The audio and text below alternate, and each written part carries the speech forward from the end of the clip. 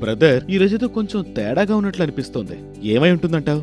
ఎందుకంటే పొద్దున్నే బెడ్ మీద నుంచి బయటికి రాని వాళ్ళు టీ తాగకుండా స్విగ్గీతో సంక్రాంతిని ప్రారంభిస్తారు.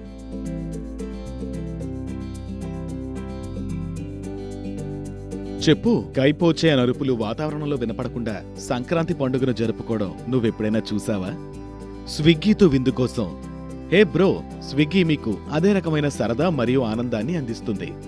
మనం ఇంటికి ఎంత దూరంలో ఉన్నా మన పండుగలను మరింత ఉత్సాహంగా జరుపుకుంటాం. ఇది మాఘబిహు లేదా ఉత్తరాయణం కావచ్చు. మేమీ పండుగలను మన స్టైల్లో భక్తితో మరియు ఉల్లాసంగా జరుపుకుంటాం.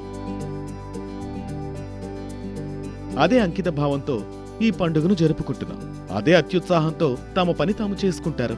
మరియు అదే పనిని రివార్డుగా మార్చడానికి స్విగ్గీతో లోహిరీలో స్నేహితులతో కూడా శుభాకాంక్షలు పంచుకుంటారు. ఈసారి స్విగ్గీతో సంక్రాంతిని జరుపుకోండి. కృషి వేడుకల సందర్భంగా రైడ్ చేయండి, చేసి సంపాదించండి, ఆనందించండి.